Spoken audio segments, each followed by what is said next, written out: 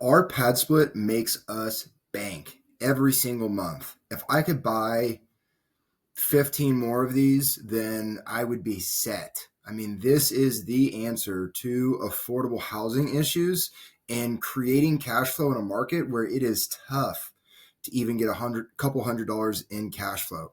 This property grosses me almost $5,000 a month. So for those that aren't familiar with what PadSplit is essentially a platform in which you are able to rent out your property by the room. I know when I very first came across this, I thought, who on earth would ever do that? But when you think about the fact that people are not able to afford rent, some people are transient, they want a little bit of flexibility, this is a great solution. You're talking $600 to $700, and these people have a nice renovated place to stay in that is safe. It is being professionally cleaned once a month. They have internet there. They have their utilities covered. There is nowhere else that you are able to get all of these things at such an affordable price. This right here that you are seeing is what my PadSplit currently looks like right now. We bought this property and we did all the renovating. I'm going to go over how we found this property, how we ran the numbers, how it's performing today, and just some of the pros and cons and things to consider when wanting to do a PadSplit. So this is the property after we had renovated it.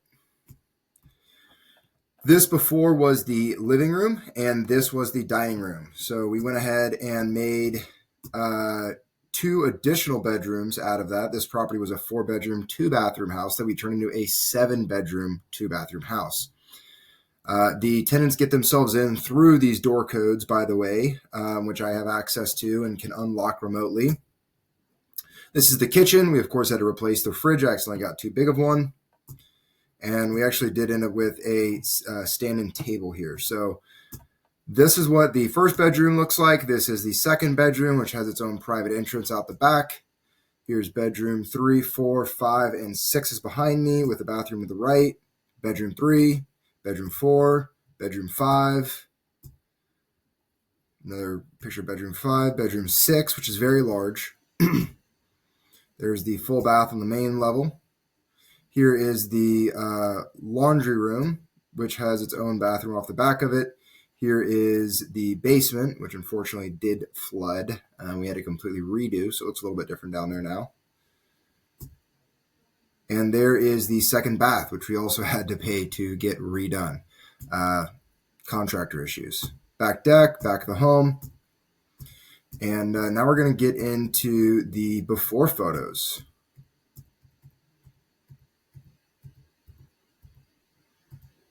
So as you can see, we didn't really do anything to the exterior, but there was a tenant living in this property when we originally got it under contract. So you can see this is back when there was a dining room and a living room. There was actually as you can see, a fireplace here that we ended up going ahead and replacing.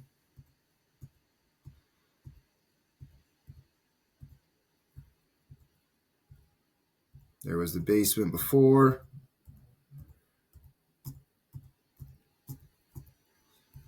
Bathroom before, and what all the bedrooms looked like.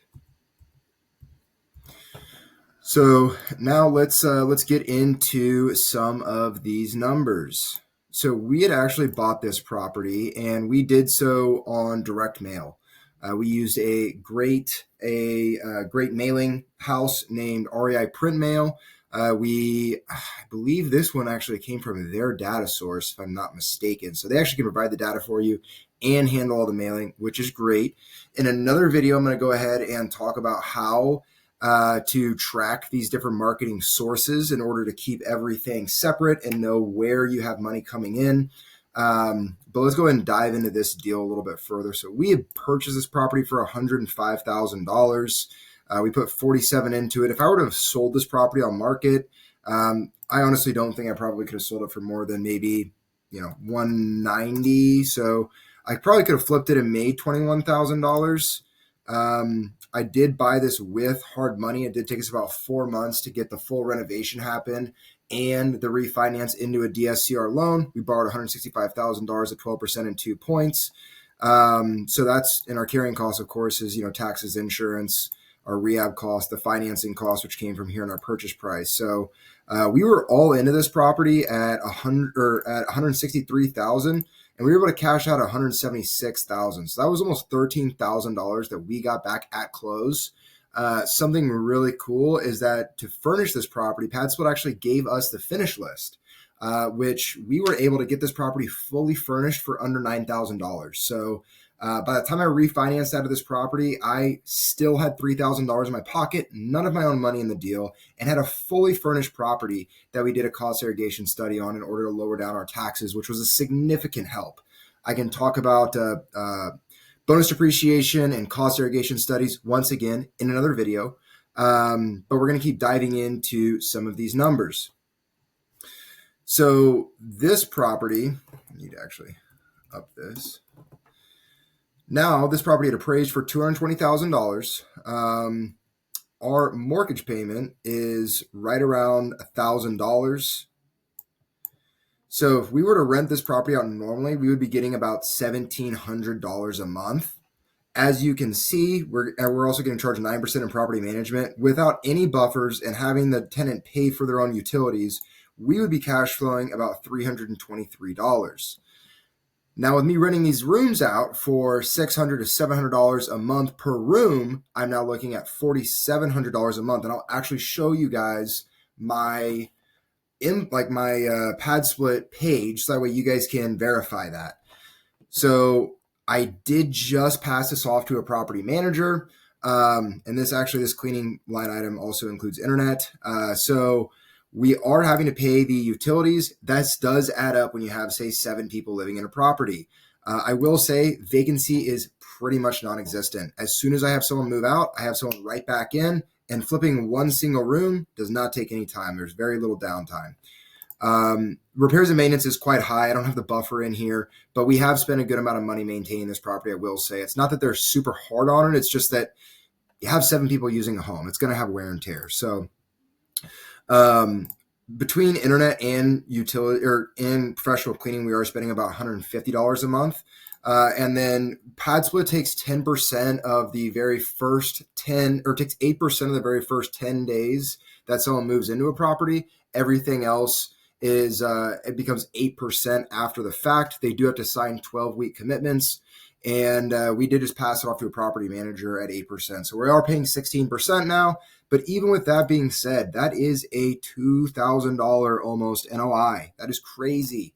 Our cap rate is 16 with our cash on cash at 115. Technically, our cash on cash should be almost infinity because we made money when we refinanced this property. So here are my actual numbers. So that way you guys can see I am not kidding here. This is our income and our earnings. So this is what we bring in. This is after we pay the management. So you can see we started in December. So we haven't even had this PadSplit that long.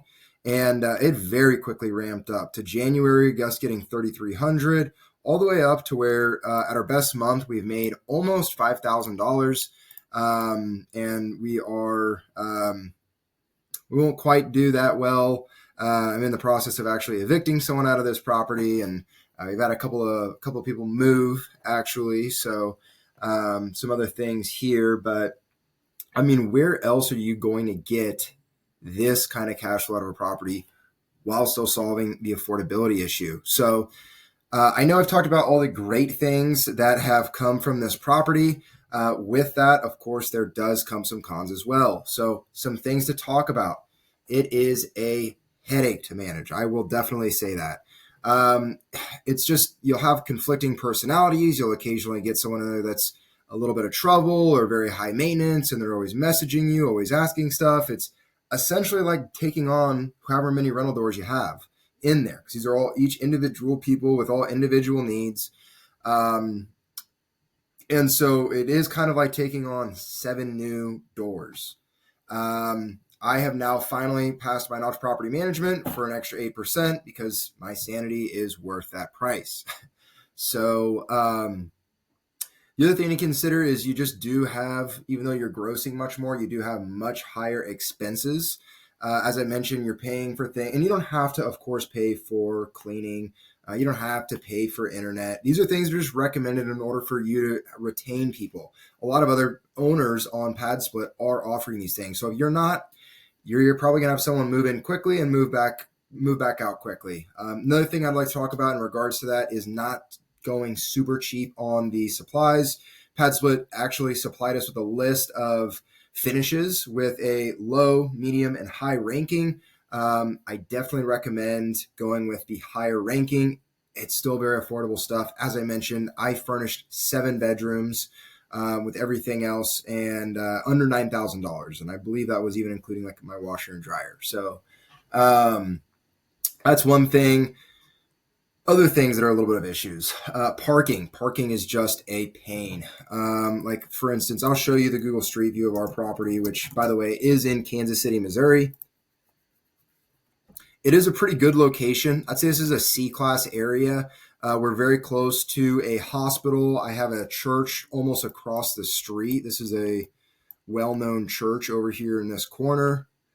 And then there's a university nearby as well. So, but as you can see, there's not a lot of street parking here. And I have had neighbors get irritated with our people either parking in front of their driveways or just always being parked out in front of their house. I am a little bit lucky in the sense of there is another driveway, not another driveway, but another lot. My page will want to work with me here.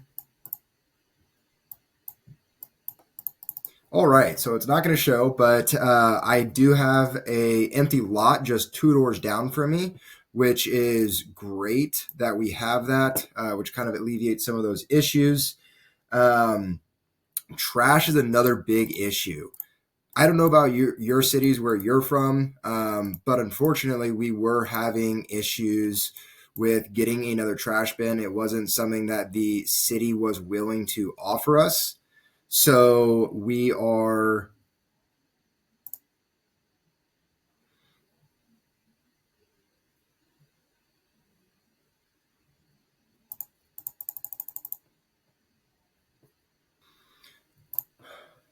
So there was something that we were having issues with was trash with the city not wanting to give us a second bin. And we're constantly having members trying to throw trash in recycling in the trash. Then the person won't pick it up. Then garbage starts piling up at the property. Then it overflows to the trash can. The neighbors get upset with you. So trash is another really big headache. I've had a property manager that has recommended that I just fine everyone for it. Little nervous that would cause people to leave when people are getting fined over others' actions. So I've been a little bit on the wire about doing something like that. But now that I've passed it off to a property manager, I'll let them handle it as they see fit. You definitely are going to have additional repairs and maintenance. I've already mentioned that in the past. There just is more wear and tear on the property that is going to occur. And depending on your area, another thing that is a little bit annoying is, these are not the, it's a way to delicately put this, not the most astute tenants, nor do they care as much. So they a lot of times aren't going to be letting you know when repairs are needing to be made. As I mentioned, we ended up having to completely redo a bathroom because there was mold growing very clearly on the wall behind the bathroom, and no one said anything to us. So that just continued to grow, continued to get worse, until fortunately my cleaner actually pointed it out. And I was able to get out there and spend another $4,000 on a new bathroom. So, and yeah, I mean, that's really the ins and outs here of PadSplit, how we got the deal, how we did the deal, and all the numbers that came along with it. So I hope someone found this information helpful. If you ever in any need of a good agent to help you find deals like this is our bread and butter and what we do here in Kansas City. So please do reach out if you are looking to purchase a property, and comment below if you have any questions. I'm happy to answer everything. I'm happy to share my underwriting sheet. I'm happy to just be a resource for everyone. So hope you guys have a great rest of your day watching this, and we'll see you on the next video.